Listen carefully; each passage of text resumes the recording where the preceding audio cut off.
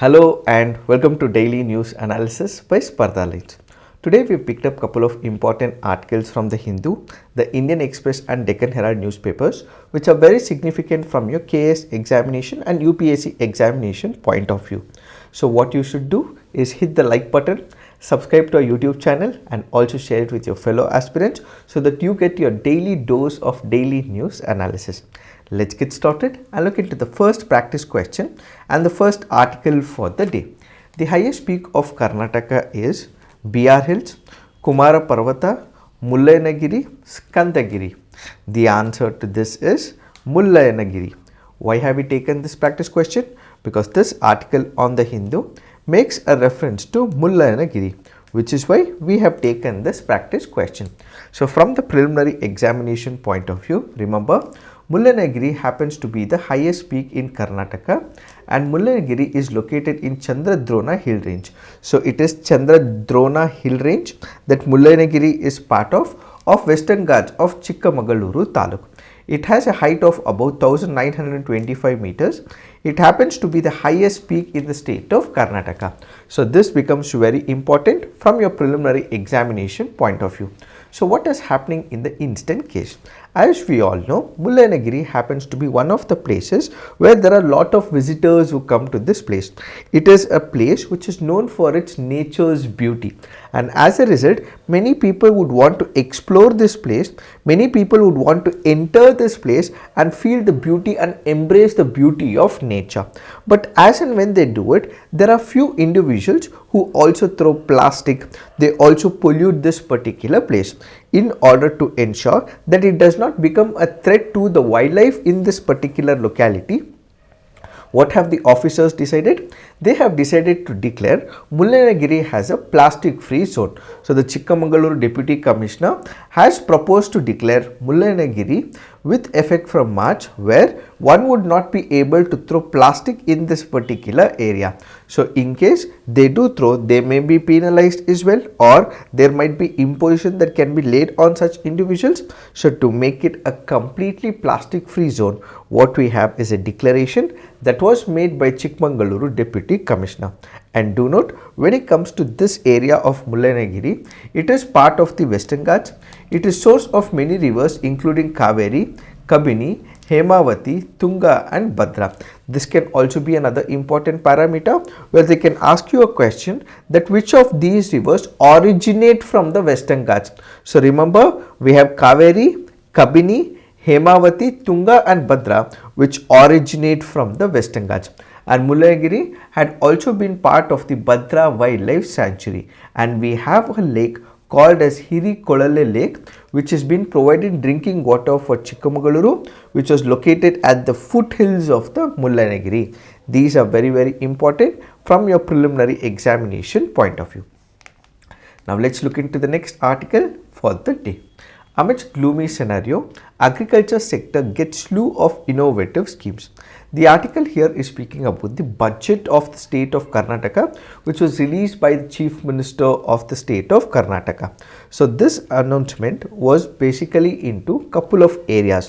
What were the couple of areas? For example, infrastructure development, agriculture sector, manufacturing sector, IT and BT. For example, how to reduce the congestion in Bangalore. All these were the aspects which were discussed as part of the budget. Are we going to discuss the entire budget right now? No. Why? That is because we have a video that is coming up very shortly on our channel. So this video will explain you in detail all the components that are important from the examination point of view, that is the Karnataka's budget, important parameters, infrastructure schemes and programs, and all that is required for the examination point of view.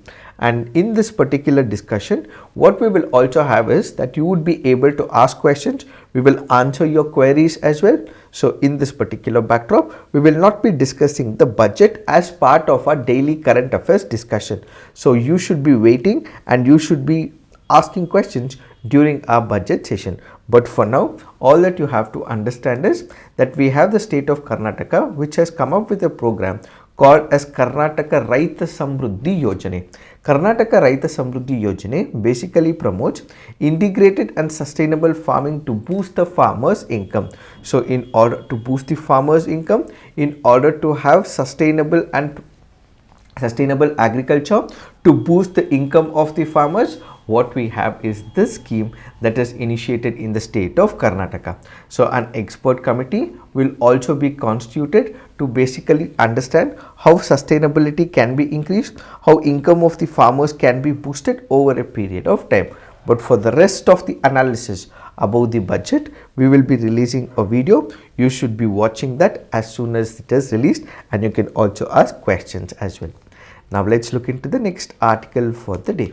This article says Brave New World. What is this article speaking about? The article here is speaking about European Free Trade Association.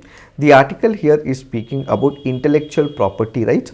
The article here is speaking about data exclusivity. The article here is speaking about undisclosable data.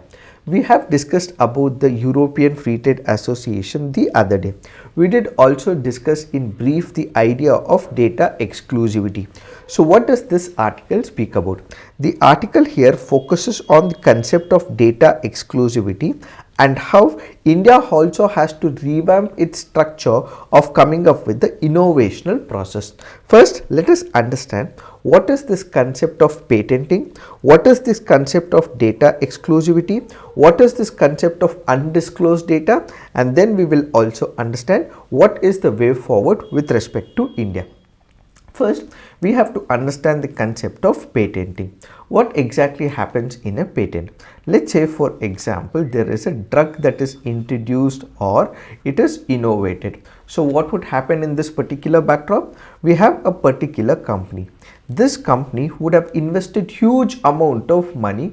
It would have invested huge amount of finances basically to understand how a disease has originated, which is the bacteria or a virus that is impacting this particular disease, what are the likely consequences of this disease, how do we bring an end to this particular disease, either it is through a vaccine or it is through an administration of a drug. So what do? They invest huge amount of money. They don't know whether they'll be successful or not, but what do? They have a plan in place, they have a blueprint in place, they have an action plan in place, and ultimately they know for the fact that there is a particular disease which is taking away or snatching away the life of individuals. So in case there are people who are impacted by this particular disease, they have to find out a drug or a vaccine so that people are cured of this particular disease. So it is not just with respect to a drug, it can be another innovation as well, it can be with respect to the space domain as well.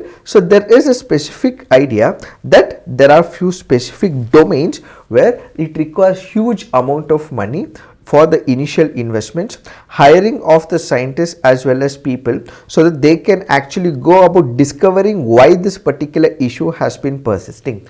So what this will require is huge amount of money, and at the same time it also involves a risk factor as well.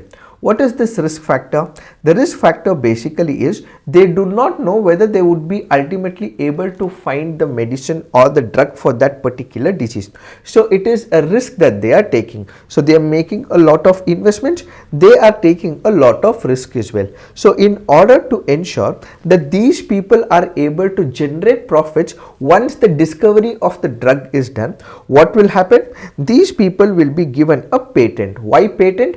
Patent because they have invested a huge amount of money, so they have to generate some sort of profits from it so that they would also be able to enjoy the fruits of it. So what do? When it comes to the patent, they apply for a patent application, and ultimately the registry will ensure that there is new innovation to this particular process. Once the papers are presented to them, they will look into this entire papers and ultimately conclude, yes, this particular company has invested huge amount of money it is a new innovation, and ultimately it will grant them a patent. So what will happen when a patent right is given to the company? When a patent is given to a company, no other company would be able to produce or reintroduce or reproduce or manufacture such a component or a drug or this particular idea into the market for about 20 years. So for about 20 years, it is only this company, this organization and this industry or this company which will only be able to manufacture this particular drug or any innovation for about 20 years. So what will happen in patent? Exclusive rights which is only given to that particular company will be given, so that other company would not be able to introduce this particular drug or this new innovation. So for about 20 years, exclusive rights will be given to this particular company. So this company will be the sole manufacturer of that particular vaccine or the drug. This particular company will be the sole manufacturer of that innovation, and ultimately no one would be able to manufacture it. So the competition is completely eliminated. So what happens in patent? A patent is where exclusive rights would be given to that manufacturing company, that innovator, for about 20 years. What is data exclusivity? Whenever there is a discovery of a particular product, what would happen? There will be a lot of data that will be taken up. This particular data will be exclusively used by that particular company, and it will not be issued in the public domain. The literature will not be released in the public domain, and at the same time this data will be a highly secret data which no other company will know. So what is data exclusivity? Data exclusivity will basically mean that for the conduction of an experiment, they would have relevant information. This information will only be given to the registry or to that particular ministry or the department, which will ultimately grant the patent to that particular company. So rest of the other people will not have any information about the clinical trials that have been conducted, about the part of information where they have come to a conclusion that this particular drug will work. So this data will be a secret information which will only be given to the registry as well as to the patent organization, patent office, and will not be given to anyone else. That is what is called as data exclusivity.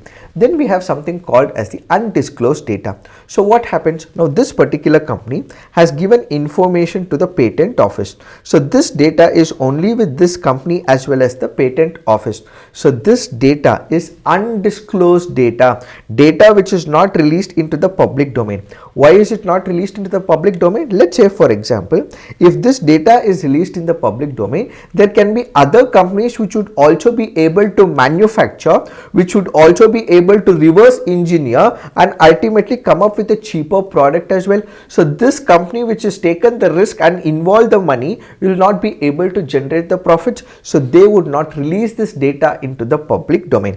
But then what happens is, if this data is not released into the public forum, what are the likely consequences? It is only one company which will be able to generate the profits, but many people would not be able to afford it as well. Let's say, for example, there is a company which has invested a lot of money, and as a result they are able to generate the profits. Let's say they are charging this at about 10,000 per tablet. So for the entire capsules, let's say it is charging about 1 lakh for 10 pieces of the capsules. So in this particular backdrop, many people would not be able to afford. So what will the government do? The government in this particular backdrop will issue compulsory licensing, or it will allow the generic companies. What are generic companies? Generic companies are companies which are homegrown companies. These companies would be given the licenses to produce a cheaper alternative of this existing medicine.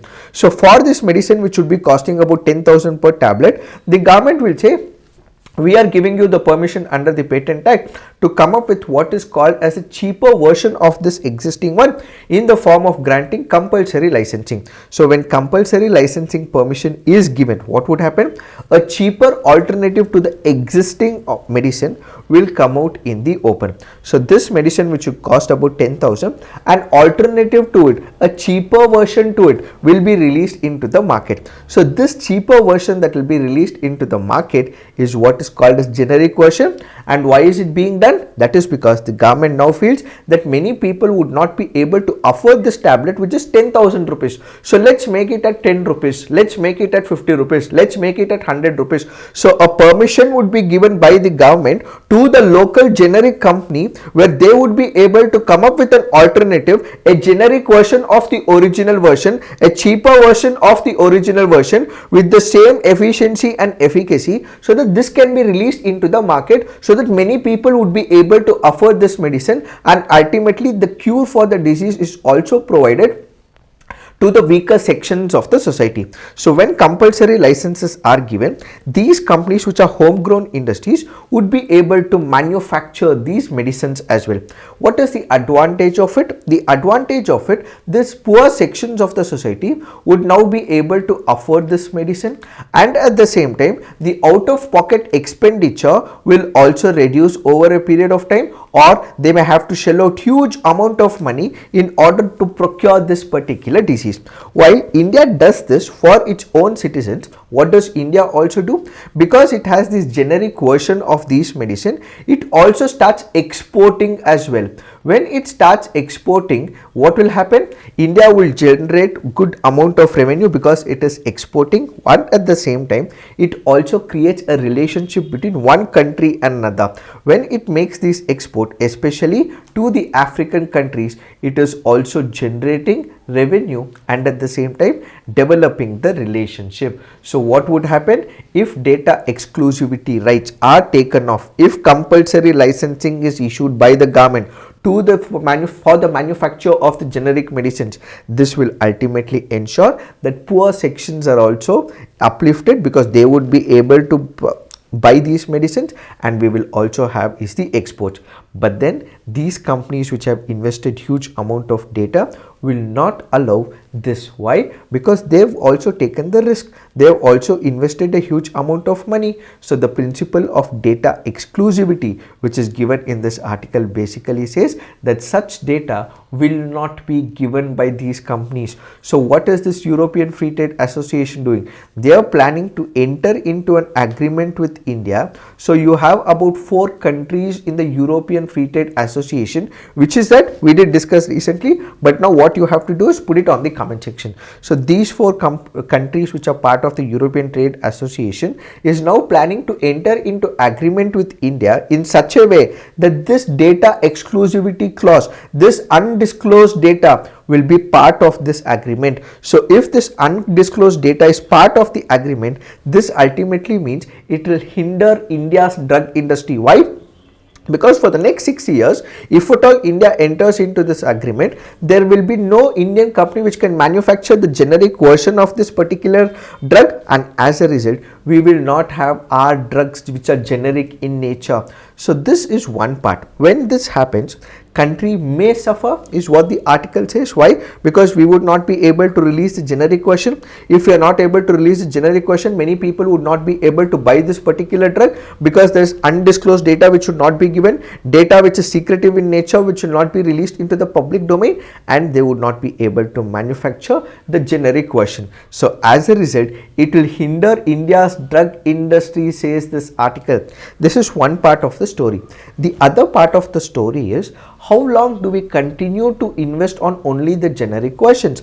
India has always believed that it has the right because it is one of the developing countries and it also is an aspiring superpower, and at the same time it creates these generic versions for other poor countries as well. So the author also brings in another narrative and a viewpoint which says that apart from always expecting these drugs from the developed countries, India should be the initiator of this particular drug. India should be the vanguard of the creation and innovation of the drug. So these manufacturing chains will have to be created in India. India will have to subsidize the companies. India should have to take up the initiative where these expensive medicines by default are created in India. not only the alternative, not only the generic version, not only the cheaper alternative is created from the original one, but we should be the initiators of the original medicine. So the author in this particular case and the article in this case goes on to say that India will have to prepare, bring about a fundamental change in its thinking process,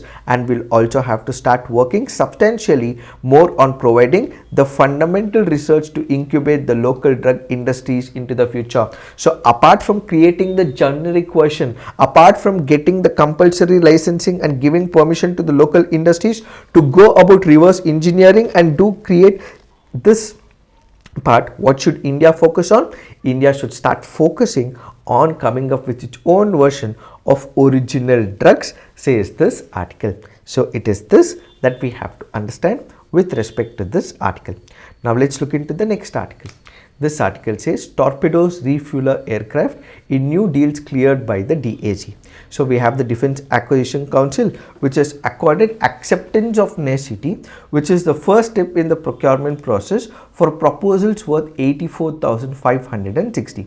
What are these proposals? The proposals include long-standing deals such as heavyweight torpedoes for the Navy's Scorpion class submarines, flight refueller aircraft for the Indian Air Force, and the other deals include medium range maritime reconnaissance and multi-mission maritime aircraft for the Navy and the Coastal Guard, new generation anti-tank mines, air defense tactical control radar, and the software defined radios. So this procurement process, this procurement of new generation of anti-tank mines have seismic sensors, which basically mean they would be able to understand in case there are any earthquake related issues, and they also have provision of remote deactivation with additional safety features, which has been approved under by indigenously designed, developed and manufactured category of defense acquisition procedure of 2020.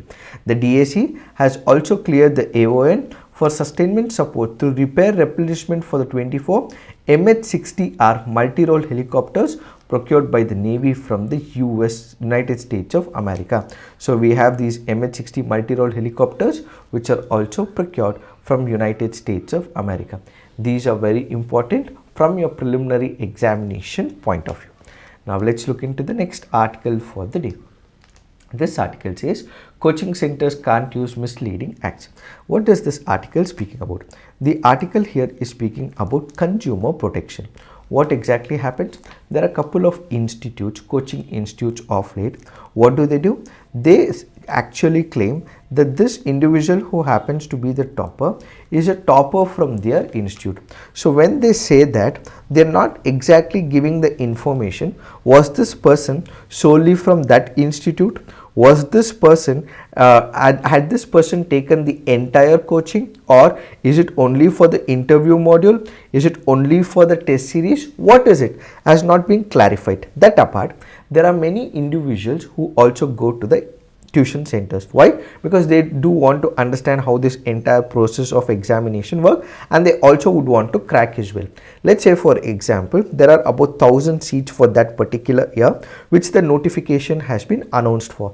What happens in this particular cases? There are few coaching institutes which claim that 500 of these individuals have cleared from their institute. There are 600 of these individuals who have cleared from this institute. There are 300 of these individuals who have cleared from this institute. So what do they embark is on a success rate which might be factually incorrect in nature. This might be a information which is not absolutely right. There might be 100 people who might have cleared, but then they exaggerate these numbers to about 500 or 600. This is also misguiding the students. So this article goes on to say that we have these students who are misled, and as a result it is a violation of the consumer protection under the Consumer Protection Act, and as a result what we have is the guidelines, draft guidelines which are released. So guidelines were initiated after widespread complaints against certain coaching institutes for misusing the names and photos of successful candidates in various competitive examinations, including civil services exam. So they make false claims regarding success rate, number of selections, ranking of students in competitive exam without providing verifiable data. So in order to protect, what we have is the guidelines that will be taken up. So the ministry said in a release that draft guidelines have been framed after detailed deliberations with all stakeholders, including coaching institutions, law firms, government and voluntary consumer organizations, and it is defined coaching as tuition, instructions or academic support or learning program or guidance provided by person or individuals. So in order to prevent it, what they will be coming up with is with the guidelines, and they have to subscribe to these guidelines is what is this article all about. Now let's look into the next article for the day. This article says, use Chabahar port, India tells Central Asian countries.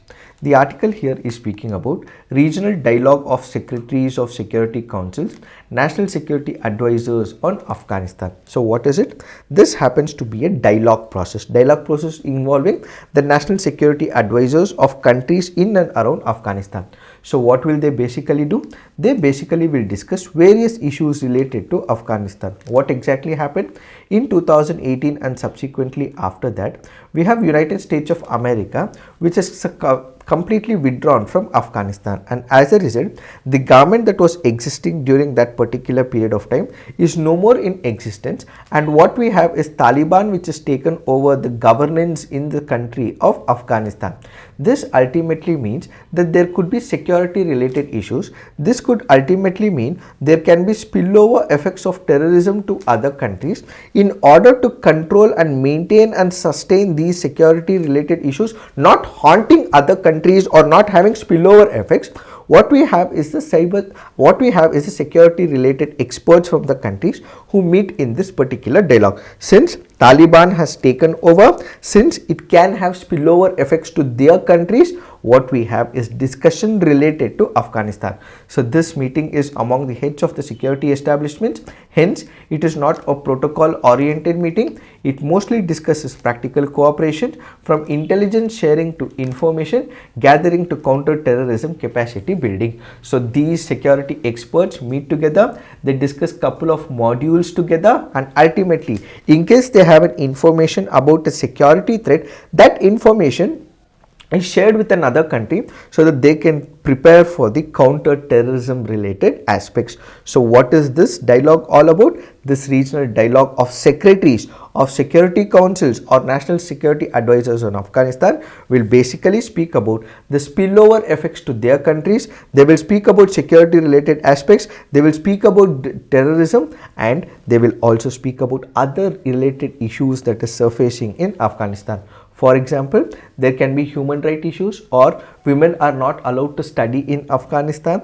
Then there are humanitarian crisis that is brewing in Afghanistan. All these issues will be discussed as part of this regional dialogue. So in the specific issue, what we have is India has urged the Central Asian countries to use ports of Chabahar located on the southeast coast of Iran to enhance connectivity and trade with India and other countries. So as part of this discussion, India has also said that the Indian Council for Cultural Relations has granted admission to more than 3,000 students, including 600 Afghan girls since August 2021, and a humanitarian air corridor between Delhi and Kabul. And India has also said that a collective approach has been articulated in UN SCR 2593. Afghan territory should not be used for sheltering, training, planning or financing terrorist acts, specifically terrorist individuals prescribed by the UN Security Council, including those belonging to Lashkar-e-Taiba as well as Jaish-e-Mohammed. So the priorities is about humanitarian assistance, ensuring formation of a truly inclusive representative government, combating terrorism, drug trafficking and preserving the rights of women, children and the minorities is what was discussed as part of this discussion. So remember, the regional dialogue of secretaries of security councils and national security advisors on Afghanistan basically met to understand all the issues that are surfacing in Afghanistan because there can be spillover effects. Now let's look into the next article for the day. This article says Myanmar's new law may trigger mass exodus. What is this article speaking about? The article here is speaking about one of the consecration laws that are present in Myanmar. Under this law, men aged between 18 to 35, women aged between 18 to 27 can be drafted into the armed forces compulsorily for about 2 years. A higher age limit of 45 for men, 35 for women applies in certain professional categories such as medical doctors and engineers, and the term of service is 3 years. What is this law all about? We have seen skirmishes that are emanating from Myanmar. There are tussles that are taking place in Myanmar primarily because of two major issues. What are the two major issues? One is with respect to the democratic rights of the people in Myanmar. The other happens to be the ethnic minority issues surfacing in Myanmar. What is this democracy issue? For example, we have the political parties that had formed the government in Myanmar. These political parties were overpowered by the military junta, and right now there is a clash between the military as well as people supporting the democracy. So there were people who were supporting democracy, they had the political parties, they had formed the government, and they were under the control of the government at the helm of the affairs. So there are people who support democracy. Then there is what is called as the military. The military has taken over the power and it has taken over the democratic movement, and they are also hitting these people who are part of the democratic process. So what do we have? We have clash between people supporting the democracy and we have people who also support military. So it is a clash between these two people. So the military now wants to take over the country's reins primarily by introducing harsh power rule. So that is one part. The second is we also have the Rohingyas. We also have the ethnic minority issues as well. These people are asking for the independent autonomic rights, but then the military is not allowing them. So we also have the minority issues as well. So the army currently faces two enemies. One is the pro-democracy forces formed after the army takeover. The other is the better trained and equipped ethnic minority armed groups. So you have pro-democracy groups, you have ethnic minority armed groups that have been battling for greater autonomy for decades. There are alliances between the resistance groups as well. Since these two groups are against the military, what is the military saying right now? The military has come up with a law, and it says that all men between the age group of 18 to 35 and all women within the age group of 18 to 27 will be drafted, they will be part of the military of Myanmar. So once they are part of the military of Myanmar, they will be taking upon these pro-democracy groups as well as the ethnic armed groups, and ultimately, despite they having no wish to join the military, despite they do not want to join the military, they are forced to join the military because of the law that has been created by the Myanmar government, which is military in the instant case. So as a result, despite going against their interest, despite they not happy with it, despite they not wanting to join, they will be forced to join this particular military process, and as a result, these men and women who are not happy with the consecration law will now move to another country. So there will be spillover effects, there will be illegal migration that can take place, and these people will also start moving to another country, and this will trigger mass exodus, says this article. So Major General spokesperson for the military government said in a statement published in State and Myanmar so that about 6.6 million men, 7.7 million women of the country's population of 56 million are eligible for the military service. They can be roped into the military service. In case they do not accept it, this will have punishment for 3 to 5 years in prison and a fine. Members of religious groups are exempt, while civil servants, aspirants and students can be granted temporary deferment. That is why what we will have is these men and women who are not happy with this particular law, they will start moving to another country. So these people may also enter India as well, and that is why this becomes a very important article for all of us.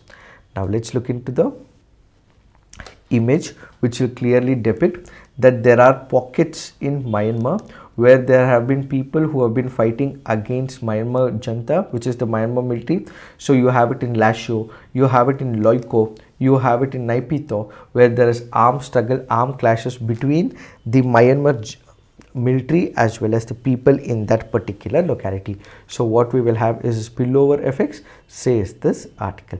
It is this that we have to understand with respect to today's newspaper discussion. If you are liking these initiatives, please hit on the like button, subscribe to our YouTube channel, and also share it with your fellow aspirants as well. Thank you for watching. All the best.